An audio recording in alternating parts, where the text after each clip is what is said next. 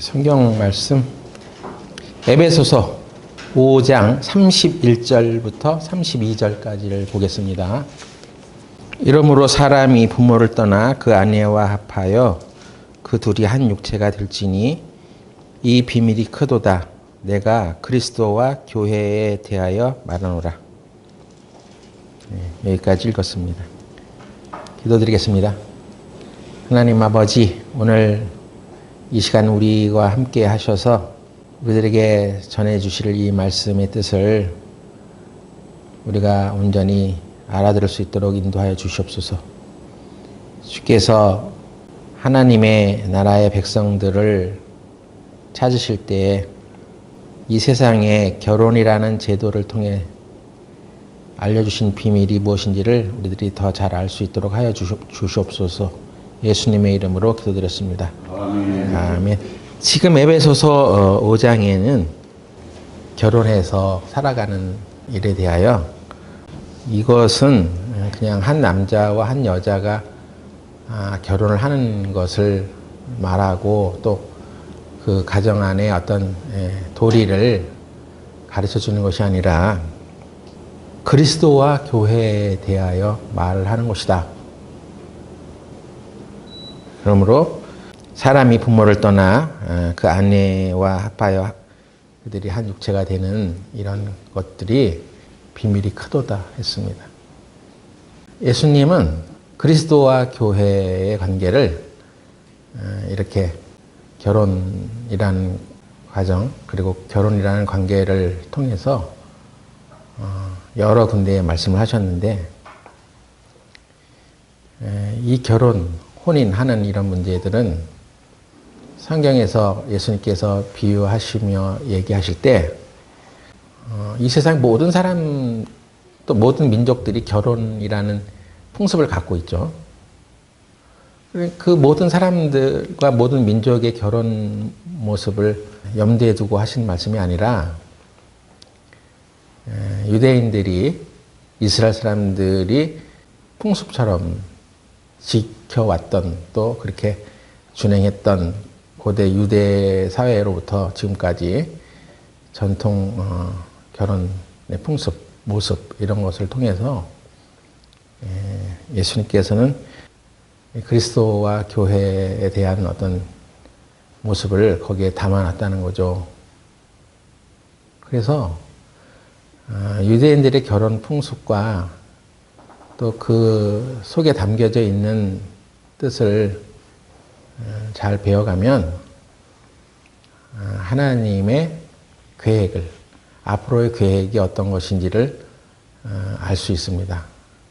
그래서 이 시대에 우리 이방인들의 그 결혼 모습이나 이런 결혼식장에 가서 그냥 결혼식에 참석하고 마는, 그리고 그냥 부쉈돈 던져주고 오는 그런 것을 통해서는 그리스도와 교회의 비밀을 제대로 알 수 없어요. 그래서 예수님께서도 유대인의 족보를 타고 이 땅에 오시는데 앞으로 예수님이 이 세상을 어떻게 하실 것인가에 대한 그런 예언과 그 성취를 어떻게 설명해 주었으면 좋을까? 아마 우리 인간이 잘 알아들을 수 있도록 그것을 설명해 주기를 원하셨기 때문에 혼인 예식 이런 걸 통해서 아마 잘 알려주셨을 것이라고 생각이 들어집니다. 그럼 우리가 다 결혼한 사람들도 많죠, 우리 교회 가운데.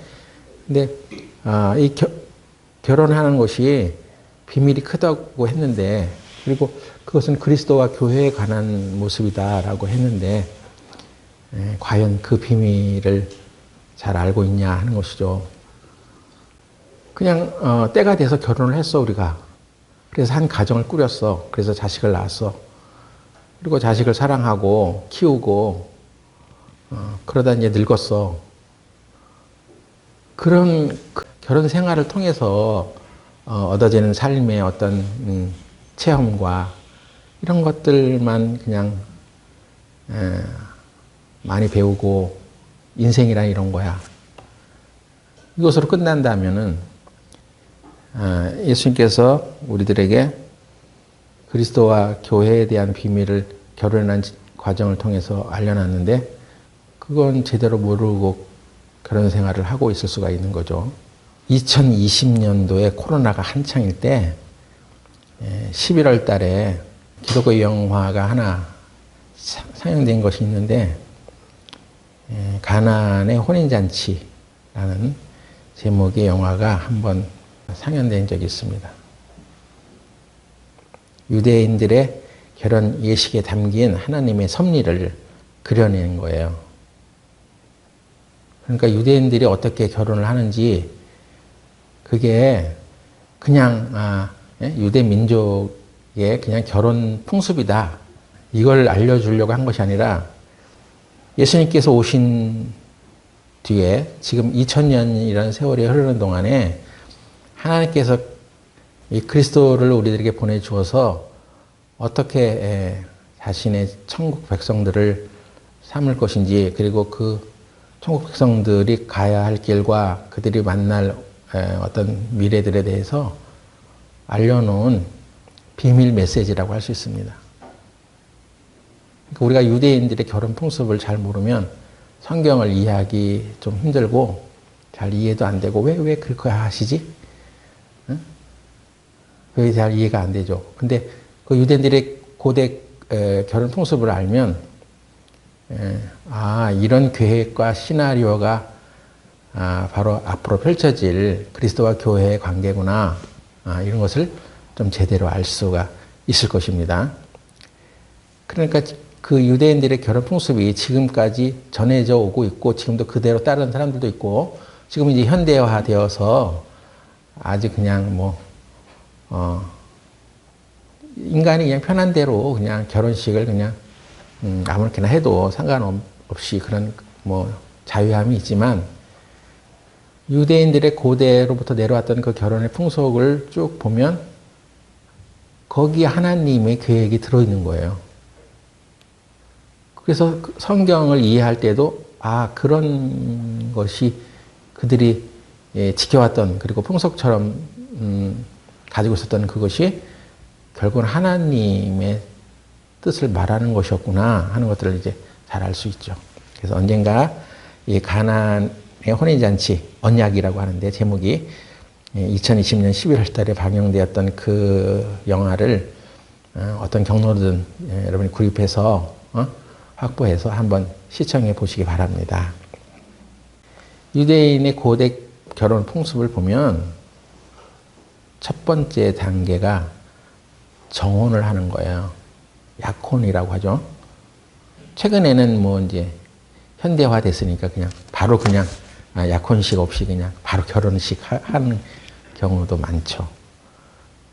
근데 이 유대인들의 정혼 모습은, 약혼하는 모습은 마치 예수님께서 이 세상에 초림하셔서 이 세상에 처음 오셔서 자기의 신부를 맞아들이고 다시 오실 것을 약속하는 그런 아주 웅장한 드라마 같은 얘기가 들어있어요.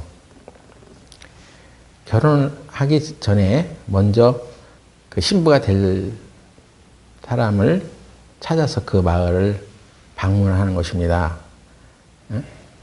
신랑과 그 아버지가 한 마을에 방문을 해요. 그래서 어떤 사전에 어떤 정보들이 그 나름 있었겠죠. 지창금을 가지고 신부를 찾으러 갑니다. 지창금 제도라는 게 있어요. 그런 풍습이 남아있는 중동 지방도 아직 많습니다. 그러니까 우리처럼 나 너 좋아해, 너 나 좋아해, 그럼 결혼하자, 이게 아니에요. 지창금이 있어야 되는 거예요. 그러니까 사람을 돈 주고 사냐?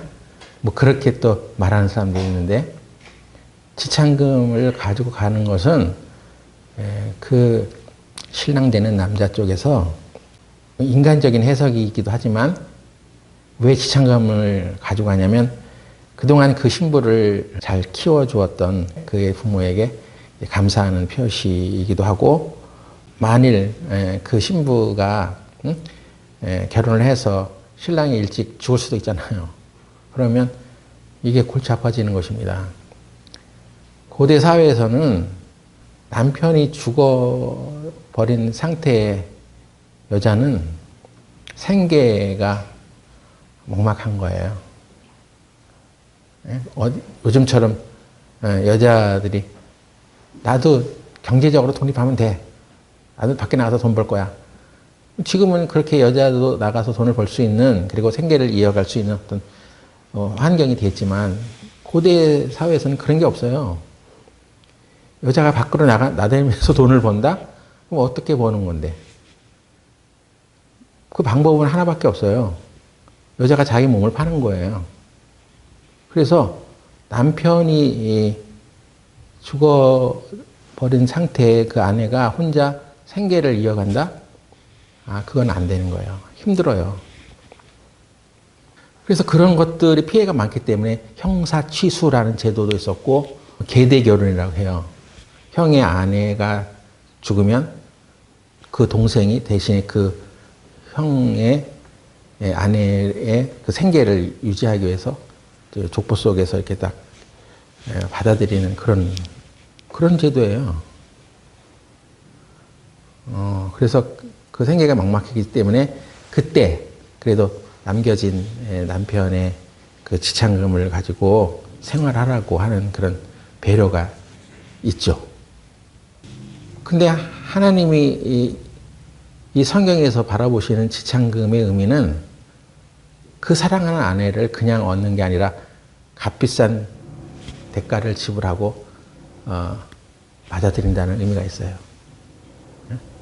결혼을 그냥 남자가 자기가 하고 싶다고 하는 게 아니에요.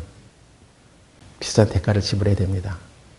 그래서 야곱이라는 족장도 당시에 결혼을 하는데 자기가 사랑하는 라헬이라는 아내가 있었는데 그 아내를 위해서 7년 동안 자기 삼촌 라반의 집에서 노력하고 양을 키우고 하면서 봉사해서 7년 동안의 급여를 한 푼도 쓰지 못하고 그걸 지참금 명목으로 자기 삼촌한테 주는 거예요.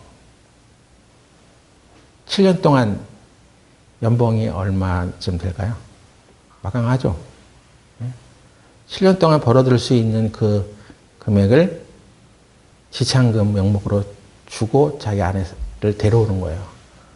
근데 한 번 또 뭐가 잘못돼가지고 레아라는 여인, 그 언니를 데려오게 돼서 또 7년 봉사하고 또 14년간을 그냥 그렇게 결혼의 그 비용으로 지불을 합니다.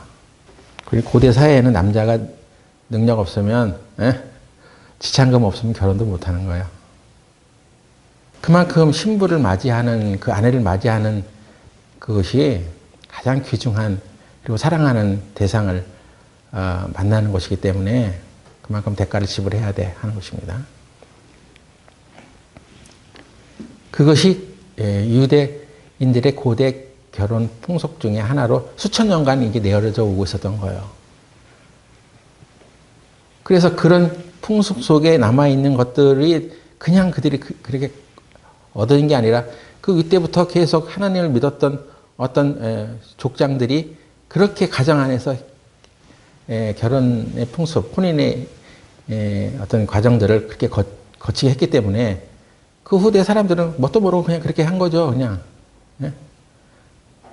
그런데 그것이 어떤 의미였다는 것을 예수님이 오셔서 이 결혼, 혼인 예식의 비유를 통해서 가르쳐 주는 거예요.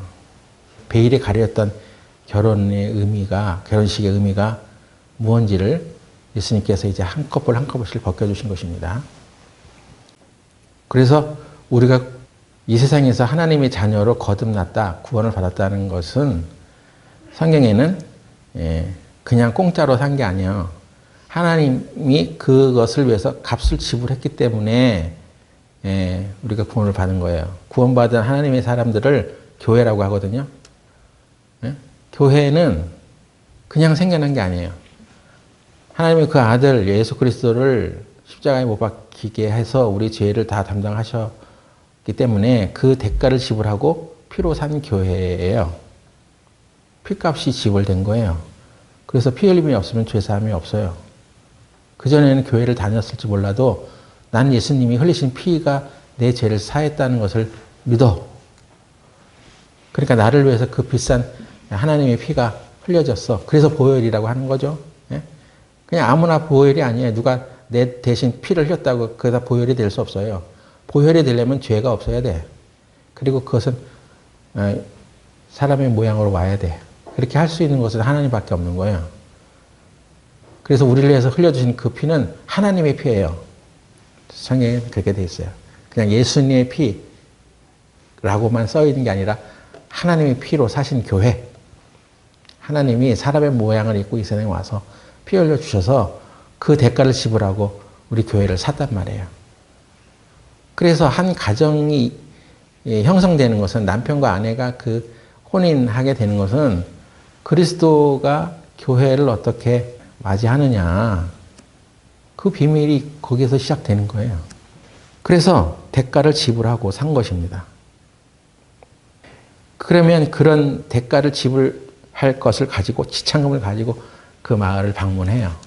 그래서 이제 그 아버지가 이 동네에 아무아무개라는 여인과 내 아들 누구누구가 결혼하게 하려고 이 마을에 왔어요. 그러면 그 동네 사람들이 다 이제 우르르 나오는 거예요. 고대 사회에는 이 공동체이기 때문에 누가 무슨 뭐 약혼한다 그러면 온 동네 사람이 다 나와 보는 거예요. 몰래 도둑장가 도둑 결혼하는 거 못하는 거예요. 그 많은 사람들이 나와서 증인을 쓰는 것입니다. 증인으로 나오는 거예요. 그래서 그들이 모인 그 자리에서 증서를 발표하고 우리가 여기 일행들이 왜 왔냐, 이 마을에 어떤 여인과 정혼하게 하려고, 약혼하게 하려고 이 동네에 들어왔습니다. 그래가지고 신랑의 아버지 된 사람이 약혼 증서 같은 것을 읽어 발표해. 그 다음에 그렇게 하면 신랑이 포도주를 가지고 들어와. 와서 그 신부될 여인에게 포도주를 건네는 거예요. 그래서 그 포도주를 그 여인이 받아 마시면 승낙을 하는 것이고, 난 당신이 좀 포도주를 먹지 않겠소. 그러면 깨지는 거죠. 혼인 관계가 성립이 안 되는 거예요. 근데 그 여인이 자기와 결혼하기 위해서 온 그 신랑이 건네준 포도주를 받아 마시면 혼인이 성사되는 거예요. 그것을 받아들여서 마실 것인지, 그 포도주를 안 마실 것인지는 선택이에요. 받아들이면 그 혼인이 성립되는 것이고, 안 받아들이면 단 이 사람과 혼인하지 않겠소 하는 거예요. 그 포도주는 바로 무슨 이유인지도 모르고 그들이 마셔왔는데 예수님께서 오셔서 이 포도주의 의미를 얘기해 주셨죠. 이 포도주는 내가 너희를 위해서 흘린 피다. 그 희생의 대가다. 자기 아내를 맞이하는 그 신랑이 바로 그리스도다.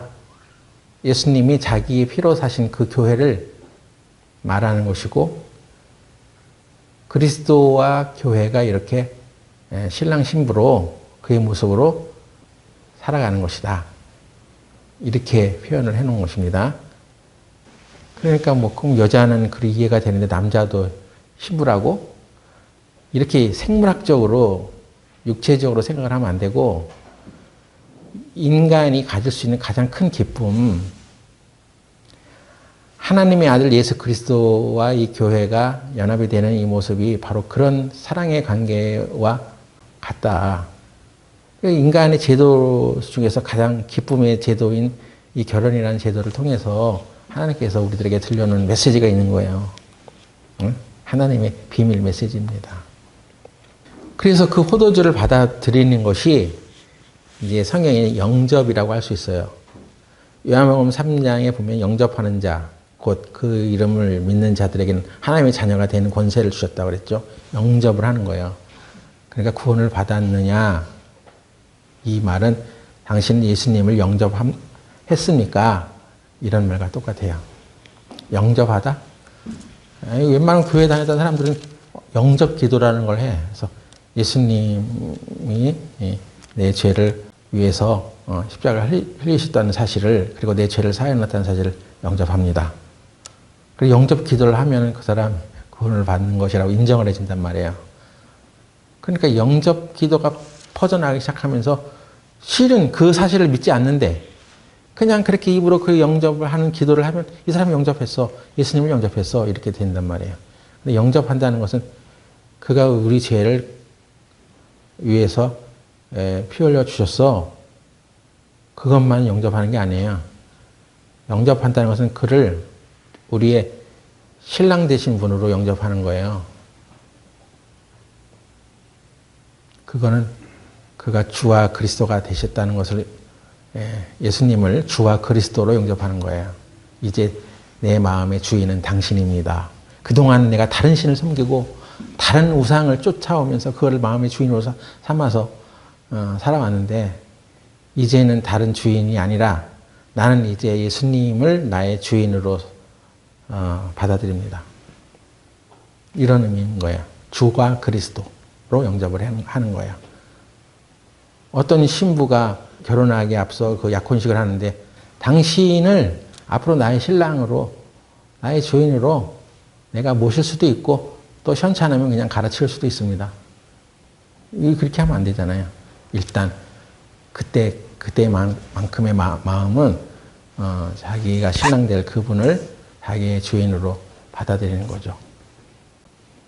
그래서 그것을 받아들이면 그 혼인 관계가 이제 성립이 되는 거예요. 그러면 이제 그 아버지가 결혼 증서를 작성해가지고 동네 사람들 앞에서 발표를 해. 그게 이제 법적인 효력을 갖는 거예요. 이 고대 사회에는 그런 것이었습니다. 그래서 그 포도주를 받아 마시는 것은 예수님께서 나를 위해서 흘려주신 그 피의 의미를 받아들이는 거죠. 만약에 포도주까지 받아 마시고 나는 이 남자가 싫어, 그러면 이제 혼인관계가 이루어지지 않아요. 근데 우리 이방인들의 혼인 할 때 이렇게 처음에는 그렇게 뭐 결혼을 약속합니다 이렇게 얘기했다가 한 3일 지나니까 마음이 바뀌었어. 그래서 싫어요. 그럼 그냥 파혼이잖아요. 근데 고대 사회는 그게 아닌 거예요. 고대 사회는 그렇게 포도주까지 받아 마셨는데 혼인 안 하겠다? 그건 파혼이 아니라 이혼이요, 그냥. 우리가 생각했던 그런 개념이 아닌 거예요. 그럼 포도주 받아 마시기 전에 실소 그렇게 의사 표현을 했었어야지. 그 굉장한 의미가 있습니다. 내가 예수님의 피로 거듭난 사람이 되었어. 그걸 내가 받아들였는데 조금 있다가 아니 난 그걸 믿지 않아. 그때 그냥 사람들이 눈치 보여서 그냥 내가 말했을 뿐이야. 나는 예수님을 나의 주인으로 받아들이지 않았어. 이렇게 하면 그냥 엄청난 일이 벌어지는 거예요. 예수님의 피를 믿지 않아? 거부해? 그렇다면 그건 선택에 의한 거잖아요. 근데 이 세상에 이 이방인들의 세상 속에서 일어나는 그 결혼의 제도에서는 그냥 파혼을 하고 그냥 마는 것인데, 고대 사회 유대인들의 결혼 풍습은 그 이혼이란 말이에요. 그냥 엄청난 그 결과가 일어나는 거예요. 만일에 우리가 예수님의 피를 거부하고 나 그걸 받아들이지 않겠어, 그렇게 하면 그 사람은 지옥 가는 거예요. 엄청난 의미가 있죠. 그래서 예수님의 피를 믿으면 그것을 통해서 우리가 구원을 받는 것이라는 것을 상징하잖아요. 그들의 혼인 관계가 이미 성립이 됐다는 거예요. 로마서 10장 보겠습니다. 로마서 10장 9절. 10장 9절에 네가 만일 네 입으로 예수를 주로 시인하며 또 하나님께서 그를 죽은 자 가운데서 살리신 것을 네 마음에 믿으면 구원을 얻으리니 사람이 마음으로 믿어 의에 이르고 입으로 시인하여 구원에 이르느니라. 내 입의 말은 내 마음속에 있는 어떤 것들을, 믿어진 어떤 것들을 밖으로 표현하는 거예요. 그러니까 여러분 말을 함부로 하셔는 안 되겠죠? 중요한 것입니다. 마음에 쌓인 것이 입으로 나오는 것이고, 내가 예수님을 주로 시인하며, 주인, 이런 뜻이에요. 이제 내 삶의 주인이십니다. 나는 그동안 영혼이 있는 존재로 그 영혼의 주인이 누군지도 모르고 살아왔습니다. 그래서 이신 저신 믿었었고 이 종교 저 종교 찾아다니면서 마음의 유언을 찾았습니다만 그것이 다 거짓 신이었고 오직 참된 신은 하나님밖에 없었습니다. 그래서 그 아들이 이 세상에 오셔서 내 죄를 다 담당하시고 피 흘려 주심을 내가 받아들이기 때문에 나는 예수님을 나의 주인으로 모십니다. 이런 뜻이에요. 주로 그것을 내가 입으로 시인해. 내가 그렇게 뭐 행동으로 뭐 100%다 그렇게 보여주지 못하더라도 내 마음에 그것이 믿어졌어. 그러면 그것이 입으로 시인되잖아요. 또 하나님께서 그를 죽은 자 가운데서 살리신 것을 네 마음에 믿으면. 근데 그 2000년 전에 십자가에 나를 위해서 죽으셨다는 그 예수님이 죽어 없어져 버려 끝난 게 아니라 다시 부활하셨어. 왜 부활을 했을까요? 그건 다시 오겠다는 것입니다. 앞으로 이 교회 시대가 필요한 거예요. 그 사실을 믿고 구원받는 하나님의 백성들이 더 많이 생겨나기를 바라는 그 시간이 필요한 거야. 그래서 어떤 정해진 때에 주님께서 다시 오신다는 것인데 실제로 이 유대인들의 고대 결혼 풍속을 보면 그렇게 해서 성혼 서약을 하고 발표를 하고 혼인 관계가 이루어졌으면 예수님께서도 그 마지막 만찬 때 제자들과 함께 포도주를 내가 너희를 위해서 흘리는 피다 이런 것을 말씀하시면서 이것을 내가 올 때까지 대대로 기념하라고 하실 때 다시는 내가 이 포도주를 새 포도주로 너희와 함께 마실 때까지는 마시지 않겠다고 하시는 거예요. 근데 실제로 그 고대 유대인들의 결혼 풍습에는 그런 말을 한다는 거예요. 성혼이 이루어지고 신랑이 다시는 내가 다시 와서 당신과 함께 이 새 포도주, 알코올이 섞이지 않는 이 포도주를 다시 마실 때까지 이 포도주를 마시지 않겠다 하는 것입니다. 그런데 사람들이 그런 것들을 모르고 요한복음 2장에 보면 가나의 그 혼인잔치에 관한 얘기가 있는데 예수님께서 어느 집에 결혼식에 초대를 받으셨어. 그런데 거기 가서 보니까 예수님의 어머니가 아들이 왔다는 것을 듣고 포도주가 떨어졌어요. 떨어졌어. 이렇게 얘기를 하는 거예요. 그래서 예수님이 그 남의 집 잔치집에 와서 뭐 포도주가 떨어졌는데 왜 상관이요? 그게 나와 무슨 상관입니까? 내 때가 아직 이르지 아니었습니다. 이렇게 얘기를 하는 장면이 있거든요. 그래서 그냥 잔치집에 흥이 깨질까봐 그 걱정해가지고 이렇게 가나의 혼인잔치에 가서 아직 때도 안 됐는데 그냥 어머니가 그냥 부탁하니까 그냥 물로 포도주를 만들어줬나. 거기에서 별로 이렇게 의미를 깨닫지 못하고 살아가면 그냥 예수님께서 그냥 물로 포도주를 만드는 기적을 행하신 분이야? 거기에 어떤 의미를 찾을 수가 없는 거예요. 그리고 술 좋아하시는 분들은 야 예수님도 가나 혼인잔치에 가가지고 물로 포도주를 만들어줬어. 그러니까 술 먹어도 된다는 거 아니야? 왜? 예수님 있는 사람이 술을 안 먹어? 예수님도 술을 만들어줬는데. 그래서 마치 자기가 그 술을 마시는 것의 정당성을 또 거기서 찾아. 근데 예수님께서 아직 자기 때가 안 됐는데 그때 그 혼인잔치에 가서 예수님께서 물로 포도주를 만들어 주신 것은 예수님에서 이 땅에 오셔가지고 그 공적인 상역을 시작하실 때 첫 번째 행한 기적이라고 했습니다. 왜 첫 번째 행한 기적이라고 왜 강조를 해놨을까요? 그 전까지는 아직 때가 안 됐어. 근데 이제 그 어머니가, 예수의 어머니가 잔치집에 포도가 떨어졌다. 근데 예수님께서 그렇게 즉각을 이게 어떤 기적을 행하지 않으니까 하인들에게 예수님께서 무슨 말씀을 하시는지 그대로 하라. 그래서 그 일들을 예수님이 그 때가 되어서 그 일을 하게 하라 하는 뜻이거든요. 결국 하나님의 영인 성령의 지시를 받고 이제 때가 되었어.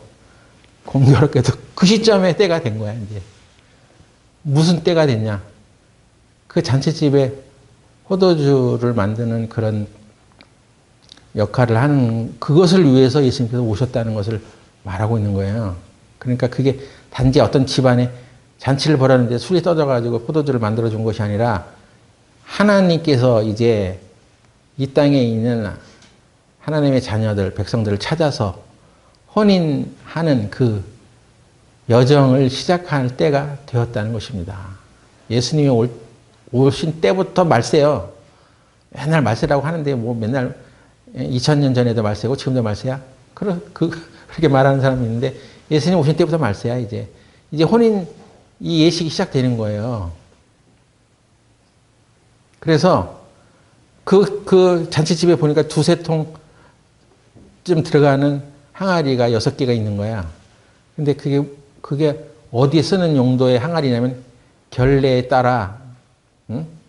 결례라는 것은 어떻게 깨끗할 정결할 결자예요. 그래서 깨끗하게 해주는 예식에 따라, 예법에 따라. 그러니까 이스라엘은 중동 사막 지방에서 나간 애들이 샌들 신고 다니잖아. 그죠? 그러니까 발에 먼지가 많이 껴. 그죠? 그러면 어느 집에 초청을 받아 가면 그 집에 가기 전에 문 앞에서 손과 발을 씻는 물을 이렇게 항아리 같은 데 준비해 놨다가 그걸 이렇게 뿌려서 이렇게 손과 발을 씻고 들어가는 것입니다. 그게 결례야. 그러니까 우리가 어느 집에 이제 먼지 많이 낀 그 사막 지방에서 돌아다니다가 그 집에 들어가려니까 손과 발을 좀 씻어야 되는데 꼭 깨끗한 물 이어야 됩니까?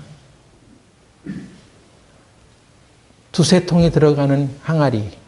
한 통이 40리터 정도 된다니까 두세 통 정도면 한 100리터 정도의 물을 담을 수 있는 뭐 그런 항아리. 그게 6개가 있는 거야. 그러니까 거기에는 약간 식수로는 쓰기 좀 부족해도 그 물이니까 손과 발을 씻는 데는 지장 없잖아요. 그러니까 사실은 예수님께서 물로 포도주를 만들었다는 그 항아리는 거기에 담겼던 물은 포도주를 만들기 위해서 그냥 깨끗하게 받아놓은 샘물만을 말하는 게 아니에요. 이 세상에 그래서 흠이 하나도 없는 사람, 깨끗한 사람들만 구원받는 게 아니죠. 적당히 우리도 더럽습니다. 때로는 거기에 먼지도 들어가 있을 수 있고 그러죠. 그래서 나 같은 깨끗이 않은 사람도 예수님께서 그 물을 명해서 포도주를 만드니까 포도주를 만드는 것은 그 구원의 계획에 동참한다는 거예요. 만일에 그때 포도주를 마셔야 될 때가 있는 거예요. 신부에게 그걸 주어서 선약을 하는 그 과정이 남아있을 수 있죠. 근데 포도주가 없어. 그럼 어떻게 해? 자기 마음에 결혼하고 싶어도 포도주가 없는데 뭔 성혼을 해, 결혼을 해. 그러니까 굉장히 중요한 거예요. 포도주가 잔치집에서 떨어졌다는 얘기는 굉장히 중요한 의미가 있죠.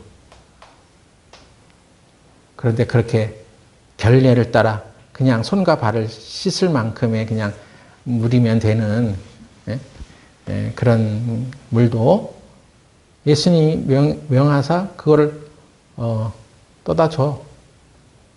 물을 가득 그 6통에 붓고 연회장한테 갖다 주라고 이렇게 말을 한 거예요. 근데 그것을 떠다 준 연회장의 하인들은 그걸 보고 포도주를 만들 거면 좀 깨끗한 물을 쓰시지. 예수님 왜 이렇게 좀 더러운 물을 그냥 쓰세요? 저는 그렇게 못하겠어요. 그렇게 순종하지 않았으면 포도주가 되지 않죠. 여태까지 마셨던 그 집에서 마셨던 이전에 마셨던 포도주보다 더 맛있는 아주 싱싱한 생생한 그 포도주 맛을 보게 된 거예요. 예? 그래서 하나님의 놀라운 구원의 계획이 거기 들어있어요. 6통 되는 그 항아리라고 했으니까 어떤 사람들은 그것을 인류 역사 6천년간의 그 역사를 얘기하기도 합니다. 그래서 온 세상의 모든 역사 속에 태어났던 모든 인류의 죄를 다 씻어줄 것을 이제 말씀하신 거죠. 다 초청을 한 거예요. 네가 이 포도주를 마시느냐 안 마시냐는 것은 너의 선택에 달렸어. 하나님이 아무리 좋은 것을 베풀고 안내해줘도 네가 먹지 않으면 그 혼인관계에 이르지 않는 거야. 근데 그 혼인식에 와서 그 포도주를 마시는 순간에 그는 신랑과 신부의 관계가 성립이 되는 것이고 이 앞으로 일어날 모든 혼례이식의 과정들을 다 참석할 수 있게 되는 것입니다. 그래서 유대인들은 혼인, 그러니까 약혼식 따로 있고 그게 바로 주님의 초림과도 같은 거야. 처음 오시는 분, 예수님. 그래서 진짜 결혼식이 있는 거야. 그게 이제 재림하신다는 것인데 그 사이에 공백이 있어. 그렇게 혼인식을 마치고 그 아들은 아버지와 함께 떠납니다. 떠나면서 한 1년간의 공백이 생겨요. 그러니까 고대 결혼 풍습이라고 했습니다. 지금 누가 약혼해놓고 1년 기다리라면 그래도 여자는 누수도록 하지. 근데 그 아들이 가면서 앞으로 우리가 혼인식을 했으니 이제 정식 이제 결혼을 해가지고 우리가 같이 살 수 있는 그런 날이 올 때까지 저는 이제 아버지 집에 가서 집을 지으러 가겠습니다. 1년 동안 집을 지으러 가는 거야. 그래서 그 신부랑 같이 살 수 있는 처소를 마련하기 위해서 갑니다.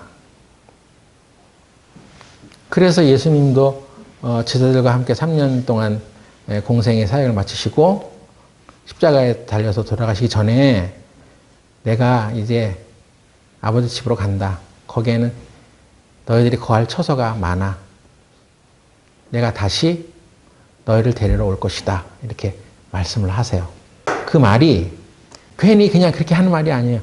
이미 수천 년간 유대인의 결혼 풍습을 통해서 그런 것들이 바로 예수님이 이 땅에 어떻게 다시 오실 것이고 우리가 어떻게 기다려야 하는지를 이미 말해놓은 거예요. 그 비밀을 말하고 있었던 거예요. 근데 아직은 뭐 성경이 완성되지도 않고 그러니까 그냥 그런 인식을 통해서 이렇게 그런가 보다 하고 살아왔는데 예수님께서 하신 말씀이 그 결혼식 풍습의 모습을 따라서 그대로 자기의 예언을 하고 있는 거예요. 그러니까 유대인들이라면 예수님이 하신 말씀은 그 결혼식 때 했던 그런 모습과 똑같네?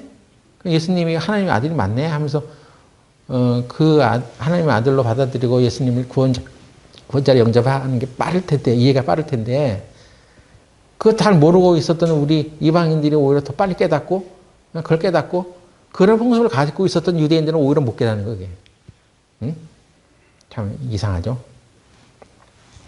그리고 이제 신랑은 가기 전에 미크바라는 의식을 행한다는데 신부에게 물을 뿌려서 온몸을 다 이렇게 적시게 한답니다. 기가 막히죠. 침례를 우리가 구원받은 사람에게 주는 것과 너무 똑같잖아요.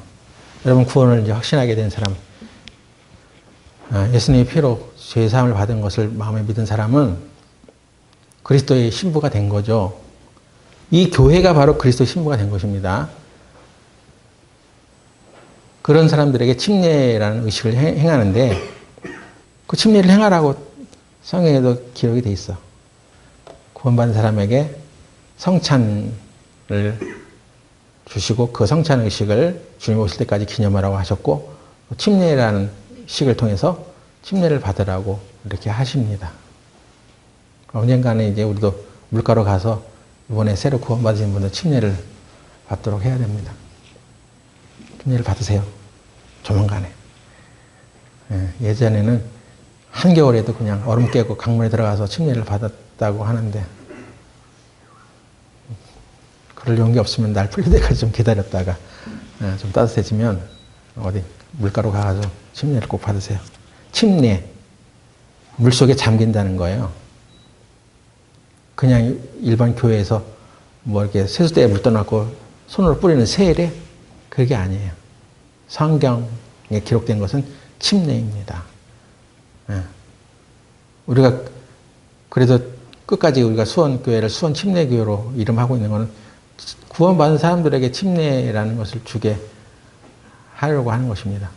나는 이 세상에서 이제 죽은 사람이요, 하나님의 자녀로 새로 태어났습니다. 그걸 기념하는 것이기 때문에 그냥 세례 받았다 하는 것은 어떤 종교적인 어떤 과정을 겪었다, 그게 아니죠.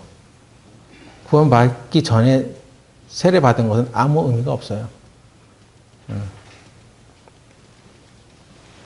그래서 이제 1차 혼인식이 마쳐지는 것입니다. 그리고 가면서 1년 후에 다시 오겠다. 그 신부를 데리러 다시 오겠다 약속하고 신랑이 돌아갑니다. 어디로 가냐? 자기 아버지 집으로 가죠. 근데 가기 전에 신랑은 이제 내가 다시 1년 후에 당신을 데리러 올 텐데 그동안 당신은 내가 준 선물을 가지고 살고 계시오. 기다리세요. 하고 떠나는 거예요. 근데 예수님께서도 우리를 구원해 주시고 우리와 그 교회와 그리스도의 관계가 이루어진 후에 그냥 가신 것이 아니라 다시 오실 것을 약속하셨고 그 선물로 성령을 주셨단 말이에요. 에? 성령을 또 언제 받았어? 아니, 그것은 주님께서 약속해 놓으신 거예요. 그리스도와 교회의 관계가 성립된 사람, 예수님을 구원자로 믿은 사람들에게는 성령을 선물로 주는 거예요. 그러니까 우리 안에 성령이 선물로 들어와 있어요. 내가 인식하는 게 아니에요. 그 인식하는 건 나중에 뭐 어떤 성령의 활동을 통해서도 인식할 수 있지만 먼저는 그것을 믿어야 돼요. 우리 신랑 되신 예수님께서 우리에게 성령을 주시고 가셨다. 그런데 그 성령은 기가 막힌 거예요. 우리를 이 땅에 고아와 같이 있게 하지 않기 위해서 성령을 우리 마음속에 들여보냈었어요. 하나님의 영이 우리에게 들어오는 거예요. 그런데 하나님의 영을 받지 아니한 세상 사람들도 많아요. 귀신의 영을 받아들인 사람, 뭐 잡신이 들어가는 사람 많단 말이에요. 그런 영을 받은 사람들은 그 죄를 사함받고 거듭나야죠. 평생을 귀신의 영에 사로잡혀가지고 살아가는 사람도 있을 것이고 거기에서 벗어나지 않으면 심판을 받습니다. 근데 하나님의 영을 받은 사람들은 하나님의 도장을 찍어놓은 거죠. 너는 하나님의 자녀야. 예수 그리스도의 신부야. 하고 도장을 딱 찍어준 거예요.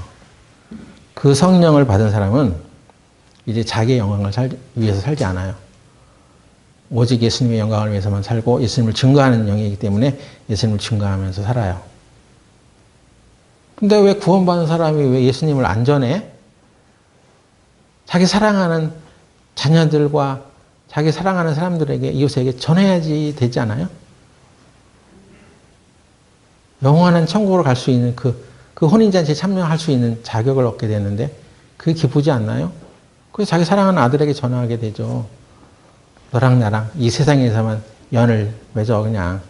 이 세상에서만 그냥 살아가다가 영원히는 좀 부담되지 않겠어? 그러니까 영원히는 알아서 해. 네가 멋대로 믿고 싶은 거 믿어. 너나 좋은 데 가면 되지 뭐. 이렇게 하면서 사는 것이 그게 사랑은 아니죠. 진정한 사랑이라면 그 사랑하는 대상에게 하나님의 사랑을 전해줘야 됩니다. 그런데도 구원을 받았다는 사람 중에 교회 생활을 하면서 입을 다물어. 자기 아들에게 너는 그냥 돈 잘 벌어서 직업도 좋으니까 그냥 편하게 살아라. 돈 잘 벌고. 구원 받는 것에 대해서 한 번도 얘기를 안 해. 지가 알아서 하는 거지 뭐 하면서. 전혀 관심이 없다면 그 사람은 정말 주님의 포도주를 진정으로 받아 마신 사람인지 생각을 해야 됩니다. 그리고 우리 안에 들어오신 그 성령은 주님이 오실 때까지 우리를 고아처럼 버려두지 아니하고 우리를 도우시는 보혜사예요. 예, 돕는 자예요. 성령도 하나님이십니다. 구약시대 때 여호와 하나님 아버지의 이름으로 역사를 하셨다면 그 아들 예수님을 통해서 또 역사하실 때가 있었고, 지금은 예수님이 이제 십자가에 돌아가시고 하나님 우편에 가시고 다시 오실 때까지 성령을 우리에게 보내주셨기 때문에 성령도 하나님이에요. 근데 우리 안에 있는 성령 하나님께서 우리가 어려울 때 가만히 있으시는 분이냐는 거죠. 그러지 않아요. 이스라엘 백성들이 출애굽할 때 그들이 430년 동안 애굽 땅에서 종살이를 하다가 건짐을 받고 모세를 통해서 그 백성들이 탈출을 하게 되는데, 그들에게 하나님께서 그들의 영혼만 탈출시킨 게 아니잖아요. 몸도 탈출시켰던 거예요. 끌어낸 거예요. 구원의 역사예요. 우리도 이 세상에서 마귀의 종노릇 해가지고 그 안에서 그냥 복종하며 살다가 거기서 벗어나서 이제 창조주 하나님이 우리를 건져내셨잖아요. 세상 가운데서. 근데 이런 일이 있어요. 출애굽기 11장 보면 1절부터 보겠습니다. 여호와께서 모세에게 이르시기를 내가 이제 한 가지 재앙을 바로와 애굽에게 내린 후에야 그가 너희를 여기서 보낼지라. 그가 너희를 보낼 때에는 여기서 정령 다 쫓아내리니 백성에게 말하여 남녀로 각기 이웃들에게 은, 금, 폐물을 구하게 하라 하시더니, 9가지 재앙을 애굽 땅에 내렸는데도 불구하고 이집트의 왕 바라오가 이스라엘 백성들을 놓아주지 않았습니다. 하나님이 누구간데 내가 너희들을 내보내? 우리나라의 이 종으로 삼은 민족이 어떤 한 사람이 등장해가지고 하나님이 자기 백성을 내놓으라고 합니다. 보내주시오. 했더니 뭐 하나님 누군데 내가 내놔? 하고 막 고집을 피우고 안 내놓죠. 더 힘들게 합니다. 근데 한 가지 이제 마지막 재앙을 남기고 이렇게 얘기하는 거예요. 앞으로 한 가지 재앙만 더 겪으면 너희들을 내보낼 것이다. 그 마지막 한 가지 재앙이 장자가 죽는 재앙이었어. 이것이 6월절에 유래가 되는데, 애굽에 있는 모든 장자를 칠 때 그 사람이 자기 집에 문 밖에 양이나 염소의 피를 뿌려서 그것을 문지방과 인주 이런 데 발라놓고 있으면 죽음의 사자가 지나갈 것인데 그 피를 보고 넘어가게 될 것이다. 그 피를 바라지 않은 사람의 자녀는 장자는 다 죽는다. 그 재앙을 남겨놓고 있었어.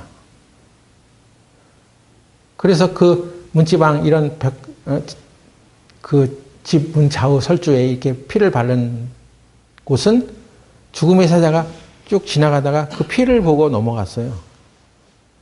그 집 안에 있는 사람은 자기가 무슨 깨끗한 생활을 했는지 그에 상관없는 거예요. 불안해하지 말라는 거야. 자기 행위에 대해서. 하나님께서 우리를 구원하시는 것은 예수님께서 우리를 위해서 흘리신 그 피를 보고 우리를 구원하시는 것이지, 너의 잘남, 너의 행위 깨끗함을 보고 구원받는 게 아니야. 네? 그러니까 우리는 종교적인 생각을 갖고 있어서 내가 뭐 잘해야지, 깨끗하고 거룩하게 살아야지, 착한 일도 많이 해야지, 네? 남한테 도움을 많이 줘야지, 그래도 공덕을 쌓고 그래야지 하나님께서 나를 구원하시는 거 아니야? 그렇게 생각을 잘못하고 있는 거예요. 그러니까 구원의 확신을 잘 못 받는 거죠. 자기가 죄인인 걸 아는 사람은 금방 구원을 받는 게 뭐냐면, 하나님께서는 그 죄를 나의 어떤 행위로 씻어주는 게 아니라 예수님의 그 희생을 보고 예수님을 믿는 그 사람의 마음을 보고 넘어가는 거예요. 예수님 때문에 구원을 받는 것입니다. 여러분, 예수님의 그 구원의 은혜를 좀 생각하세요. 얼마나 감사한 일입니까? 만일에 오늘 내가 당장 짓는 그 죄 한 가지로 인해서 여태까지 쌓았던 그 모든 공덕 다 무너지고 형편없는 존재가 되었을 때 하나님께서 나의 구원을 취소하시느냐? 그게 아니죠. 예수님을 보고 구원을 해주시는 것이기 때문에 여러분 예수님께 감사하고 감격해야 됩니다. 그래서 그런 마지막 재앙을 남겨둘 수 있을 때 이 사실을 믿지 않았던 예굽의 모든 사람들은 그 집에 밖에 피를 바르지 않았어. 뭐 그런 게 있을까 하고. 근데 하나님의 말씀을 깊이 들었던, 존중했던 유대인들은 문 밖에다 양을 죽여가지고 피를 발랐어. 죽음의 사자가 쭉 지나가면서 그 애굽의 마지막 재앙을 내릴 때 피가 발라져 있는 집의 자녀들은 죽지 않았고 피가 발라져 있지 않은 사람들의 장자는 다 죽었어요. 이게 나중에 무슨 뜻이냐 했더니 이게 바로 우리의 구원이다 라는 것입니다. 근데 그렇게 이제 구원을 체험했던 이스라엘 백성들이 그 땅, 애굽 땅을 나올 때 하나님께서 야, 모든 남녀로 하여금 이웃들에게 은금 패물을 구하게 하라. 하나님께서 우리를 구원해 주신 것만으로도, 지옥 가지 않게 해 주신 것만으로도 다행이지 뭔 그 은금 패물을 구해. 그냥 됐어요 하고 그냥 놔두고 가려고 하는데 그건 인간적인 너그러움이죠. 하나님께서는 지금 그걸 꼭 찾아오라는 것입니다. 왜? 지금 지난 430년 동안 종노릇 하면서 애굽에서 이스라엘 사람들이 그냥 등에 채찍에 맞고 고역을 받으면서 임금도 제대로 못 받은 거야. 어쩌면 그것은 마귀에게 빼앗긴 재물이었어요. 하나님께서 그들의 그 노동을 다 보상해 주신다는 것입니다. 구원을 받는 그 순간에 그가 지난 세월 동안 살아왔던 그 모든 사단의 악행과 그의 종노릇하면서 받았던 그 피해들을 보상해 주시는 거예요. 어쩌면 지난날 너무나 그 하나님을 모른 채 고집하며 살아갔기 때문에 이런 해방을 맛보지 못하고 이렇게 사단에게 매어가 종노릇을 하고 살아왔던 거야. 네? 우리도 이 세상 살아가면서 사단에게 빼앗긴 재물들이 많아요. 내 생각의 잘못으로 또는 어떤 사기를 당할 수도 있고 또 어떤 정상적인 내가 받아야 될 재물들을 못 받고 살아가는 적도 있어. 때로는 우리는 그것을 아주 내 인생에 그래도 내가 너그러워야지, 선을 베풀어야지 하면서 무시하고 살아갔던 그런 재물들 잃어버렸던 거예요. 사단에게 그 입에 그냥 거꾸로 오히려 입에다 갖다 주었던 재물들도 많아요. 주와 그리스도를 위해서는 올바로 써가지 못하고 오히려 그 재물을 그냥 빼앗기다시피 그냥 사단의 입에다 넣어줬던 빼앗긴 재물들. 그거 찾아오라는 것입니다. 하나님께서 그걸 가져오라는 거예요. 그 의미죠. 내가 당신네 나라에서 이렇게 종살이 하다가 내가 못 받은 금액이 많죠? 그러니까 은금 패물을 나에게 주세요. 이것을 구하라 하는 얘기는 그러니까 그걸 주세요. 네? 하고 이 간청하라는 얘기가 아니라 그거 내 거야. 당신들이 지불했어야만 되는 것이야. 사단이 내놔야만 했던 것이야. 우리의 구원은 바로 그것입니다. 사단에게서 우리 하나님의 자리로 이렇게 옮겨지면서 사단에게 매었던 그런 모든 것들을 찾아오는 거예요. 지금 다 죽어버리고 없는데요? 그러면 그것을 하나님께 요청하는 거예요. 이 구하라는 얘기가 에스크, 요구하라는 것입니다. 지금 내가 받을 재간이 없는데요? 그러면 하나님께 청구하라는 것입니다. 사단에게 매어졌던 그것들을 다 찾아와. 그것을 가지고 떠나. 이것입니다. 재정에 대해서는 아주 믿음을 가지고 살아가지 못하는 경우가 많아요. 하나님은 우리가 억울하게 빼앗겼던 것들을 다 찾아주십니다. 그것을 하나님께 요청해. 예수님의 이름으로 그 재정을 향하여 돌아오라고, 나에게 다시 오라고 명령할 줄 알아야죠. 근데 여러분들은 마음이 아주 좋으셔. 그래서 그냥 없이 사는 게 대수야. 그냥 돈 많아지면 그냥 마음이 삐뚤어지기 때문에 돈 없이 살아야 돼. 가난하게 살아야 돼. 엉뚱한 생각을 하고 있는 거예요. 마귀에게 뺏겼던 것이 너무 많아요. 그렇게 해서 마귀에게 뺏겼던 것들을 향하여 명하면 내 인생에 가장 소중했던 것들을 놓쳤던 그것들을 하나님께서 회복해 주시고 벌레들에게 빼앗겼던 지난 세월들을 다시 회복시켜 주시고 그게 구원이죠. 예? 구원은 그냥 앞으로 장작 천국 갈 수 있는 그런 티켓만 얻은 거야. 그러니까 이 세상에서는 아주 고달프게 살아야 돼. 그건 사람의 생각이에요. 하나님께서는 우리 잘못된 인생을 회복시켜 주시는 것입니다. 예? 하나님께서는 우리에게 재물 얻을 등도 주세요. 재물 얻을 등을 왜 주실까요? 잘 먹고 잘 살라고? 신명기 8장 보겠습니다. 8장 17절에 또 들을 건데 내가 마음에 이르기를 내 능과 내 손의 힘으로 내가 이 재물을 얻었다 할까 하노라. 네 하나님 여호와를 기억하라. 그가 네게 재물 얻을 등을 주셨음이라. 이같이 하심은 네 열조에게 맹세하신 언약을 오늘과 같이 이루려 하심이니라. 하나님은 우리에게 재물 얻을 등을 허락해 주십니다. 그런데 그 재물을 얻고 나서 야 이거 내가 능력이 있고 내가 그래도 뭐가 재주가 있어서 내 힘으로 내가 버는 거야. 내가 그래도 무슨 재주가 있어서 돈을 벌 수 있는 길이 그래도 열린 거 아니야. 네 힘으로 했다고 생각하지 말라는 것입니다. 하나님께서 이스라엘 백성들을 끌고 나올 때 하나님께서 너희들에게 재물 얻을 등도 주셔. 그래요. 알고 있어요. 하나님께서 우리에게 재물 얻을 등도 주셔요. 근데 왜 주는지는 기억하라는 거죠. 예? 이같이 하심은 신명기 8장 18절에 이같이 하심은 예? 이거를 주목해야죠. 예? 사람들이 이것을 주목하지 않기 때문에 그냥 하나님 재물 얻을 능도 주시는 분이죠. 그러니까 저도 재물을 주세요. 성경을 반쪽만 알고 있는 거지. 이같이 하심은 네 열조에게 맹세하신 언약을 오늘과 같이 이루려 하심이니라. 모세 시대에 이스라엘 백성들이 일어나기 전 시대에 하나님께서 아브라함과 이삭과 야곱을 통해서 약속하신 하나님께서 이 민족을 통해서 큰 나라를 세울 것이다 하는 그 약속을 이미 해놨어. 그것을 이루게 하기 위해서 너에게 후손들에게 재물 얻을 등을 주신다는 거죠. 그냥 너 혼자 잘 먹고 잘 살아. 누가 도와달라고 하면 그냥 입 싹 닫어. 그거 네 문제 아니잖아. 괜히 아는 척 해봐야 뺏겨. 그러니까 입 닫어. 눈 질끈 감어. 이렇게 살아가게 하려고 우리를 부유하게 하시는 것이 아니라는 거죠. 이스라엘 나라는 공동체, 하나님의 뜻이, 언약이 이미 이루어졌어서 그래서 그 나라를 이루기 위해서 그 중에 어떤 사람들에게 더 큰 재물, 허락받는 사람도 있고 그런 거죠.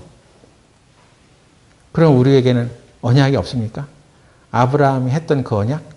네? 그건 이스라엘 사람들에게만 해주신 것이고 우리는 상관없어요. 우리에게는 하나님 나라의 언약이 있어요.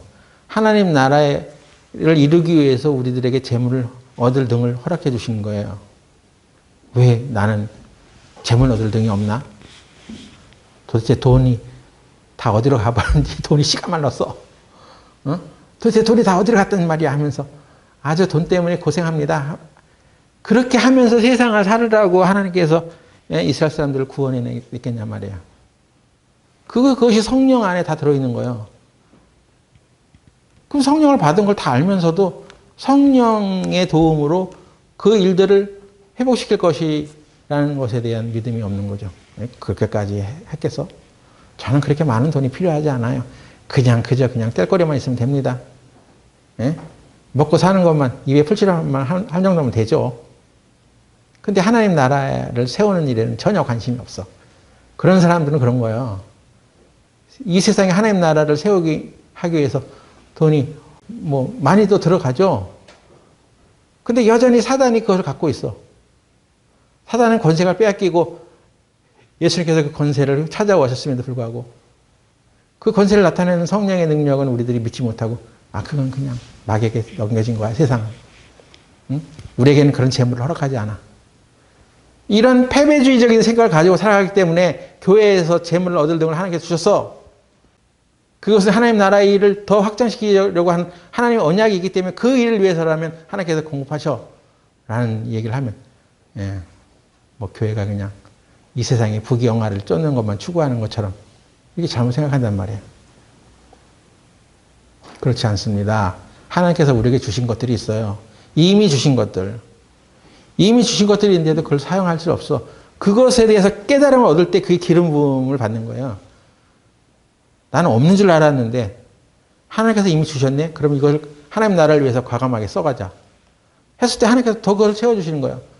우리는 없는 자 같으나 다른 사람을 돕는 자입니다. 예? 우리가 구원받고 교회 안에서 이 성령을 받은 사람으로 살아간다는 것이 얼마나 엄청난 특권을 받은 것인지 우리가 깨달아 가야 돼요. 그것에 대한 기름 부음이 필요한 거예요. 근데 뭐 기름 부음이 다 있죠, 우리에게. 예? 우리가 성령을 받은 것을 표현하기를 기름 부음이 너희 안에 거하시나니 아무도 너희를 가르칠 필요가 없어. 그것은 이미 너희 안에 기름 부음이 있기 때문이야. 그렇게 알면서도. 그럼 어떤 부분에 기름 부음이 있냐고.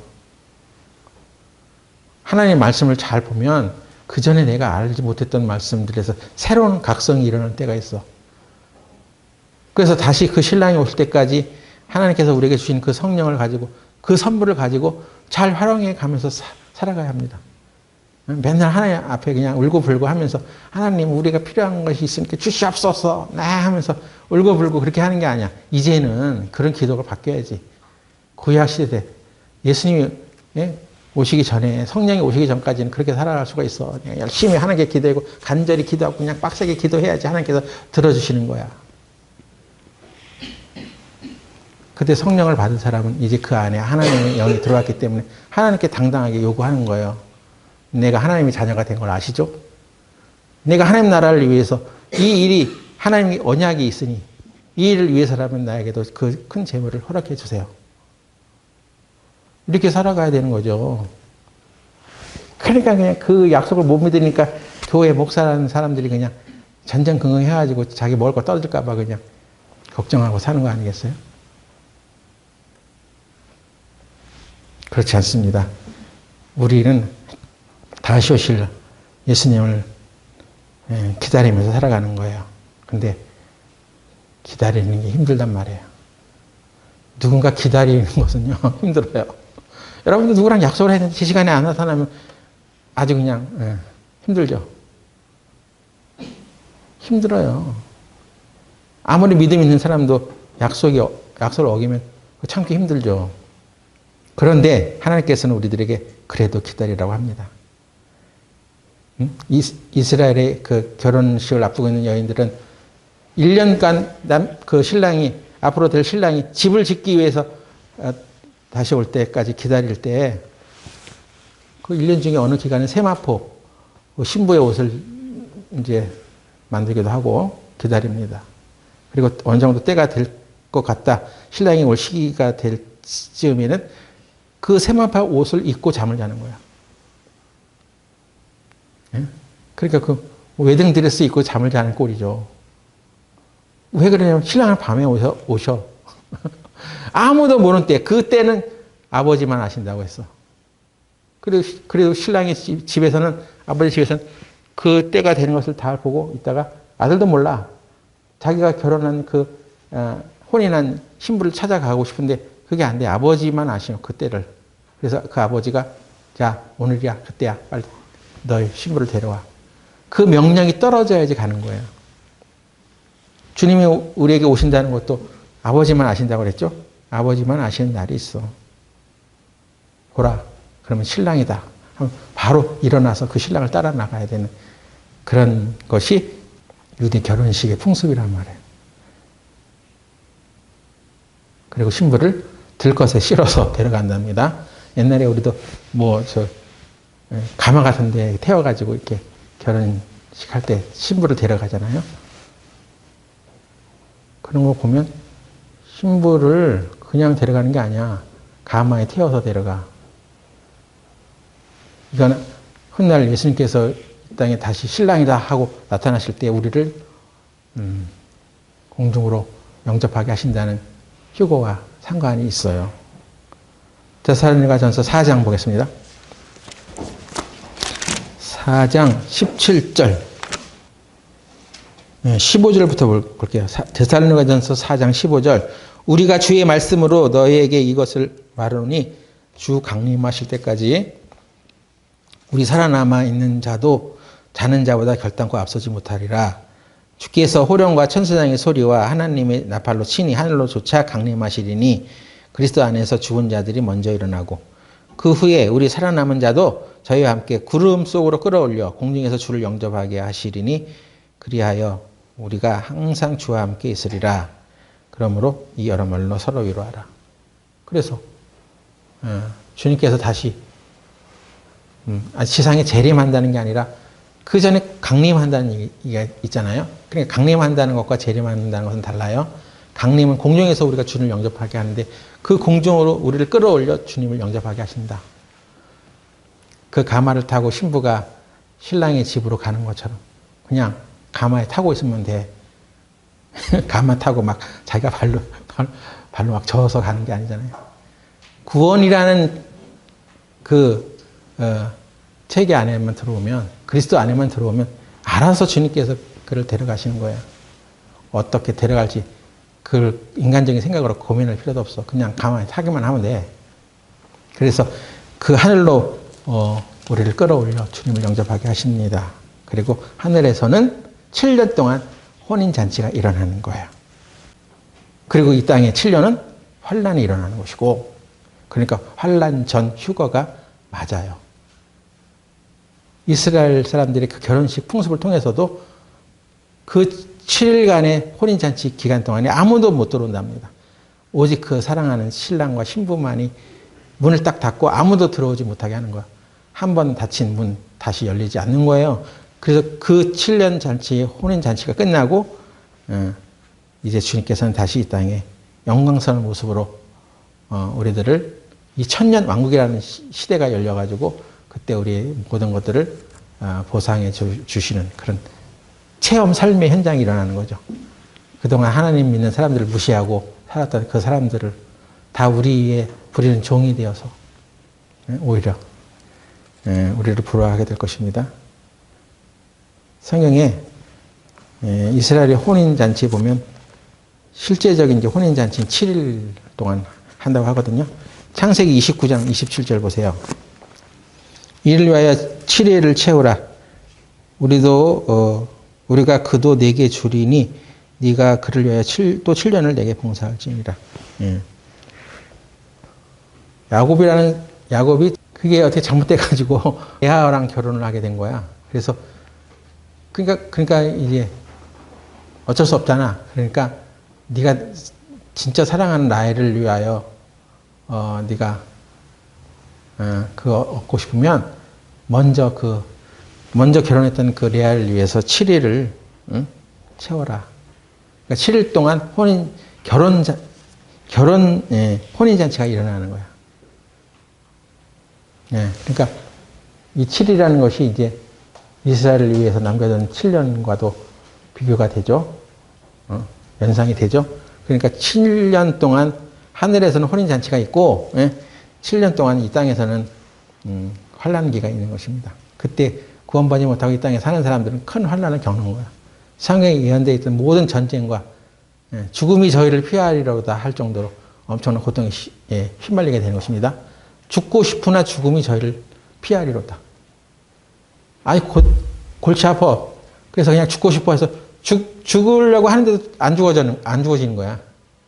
그런 고통과 환란의 기간이 이 땅에 펼쳐지는 것입니다. 그러니까 그 결혼 예식 풍습 속에 하나님의 스케줄이 다 들어있었던 거예요. 그대로 성경의 모든 일들이 예언된 대로 진행되고 있고 그 결혼식의 모습을 비유로 들어서 하나님께서는 우리들이 구원받은 교회가 그리스도와 함께 어떻게 지내는 것인지를 묘사해 놓은 것입니다. 하나님께서 이 땅을 이제 어떻게 다스려 가실 것인지 그 얘기는 더 이제 차차 배우는 걸로 하고 그렇게 예언된 대로 이 세상의 역사는 흘러가고 있으니까 여러분들이 그 그리스도의 혼인잔치에 참여하게 된 것은 정말 축하받을 일입니다. 열심히 신앙생활 하시고 주님 오실 날을 잘 기다리면서 살아갑시다. 기도 기도하고 마치겠습니다. 하나님, 우리는 유대인들의 고대 결혼식 풍습에 따라 이 성경에 있는 말씀들이 예언된 그대로 이루어져 가고 있는 것을 살펴보는 시간을 가졌습니다. 너무나 좋고 기쁜 결혼식이기에 하나님께서 이 결혼식의 제도를 통해서 우리들에게 하나님의 말씀을 이해하기 쉽게 기록해 놓으신 줄 압니다. 오늘 이렇게 주님과의 온전한 결혼식에 참석할 수 있게 된 교회를 주님께서 인도하셔서 주님이 오시는 그날까지 잘 우리가 견디고 기다릴 수 있도록 보호하여 주시옵소서. 항상 깨어 기다리는 교회가 되게 하여 주시옵소서. 예수님의 이름으로 기도드렸습니다. 아멘.